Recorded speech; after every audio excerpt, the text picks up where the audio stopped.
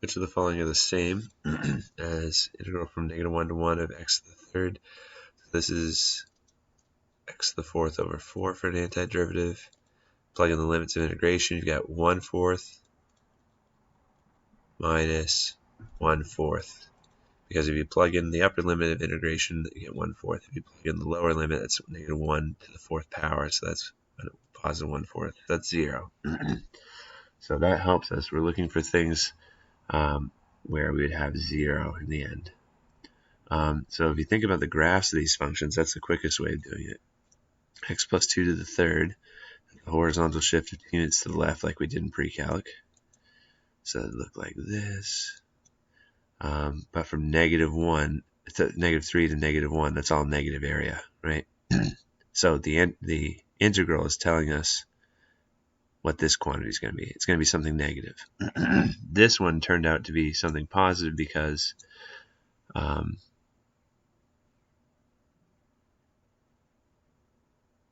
if you graph x to the third from -1 to +1, these two areas are exactly the same. The negative area and the positive area are the same.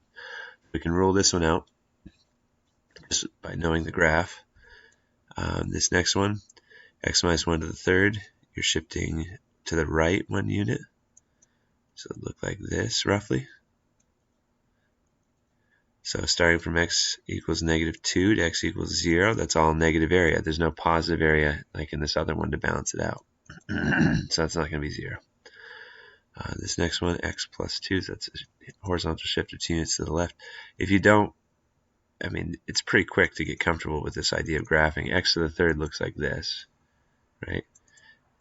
And a plus 2 is a horizontal shift of 2 units to the left. A minus 1 is a horizontal shift of 2 units to the right. So sketch the graphs real quick and just see whether it's possible those areas could balance each other out. Otherwise, you'd have to find the antiderivative of all of these, and it would take forever.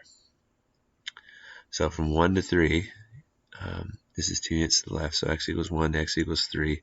This is going to be the area under the curve. That's definitely not going to be 0. This next one, x minus 2, so that's 2 units to the right. This is roughly what our curve is going to look like. It's centered at x equals 2. So x equals 1 and x equals 3. Those are both 1 unit away. Negative area, positive area. This one is going to balance out. It's going to make 0 just like the one above. Okay, this one, that's the cube graph shifted 1 unit to the right. Oops, should cross at 0. Should cross a little bit before, something like that.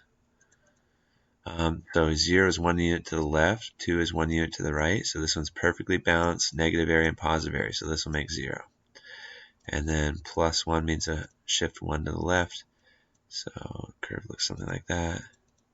So x equals -2 is 1 unit to the left. X equals 0 is 1 unit to the right. So we know the area under the curve is going to balance out and make 0. Okay. So if you aren't confident in how to sketch the graphs of x squared or x to the third, things like that, without a graphing calculator real quick, this question is going to be tough. So you'll want to go back to like Khan Academy and review and pre-calculus transformations of functions. That'd be the basic idea. They sometimes call them the 12 basic functions, and the cube function is one of those. But all right.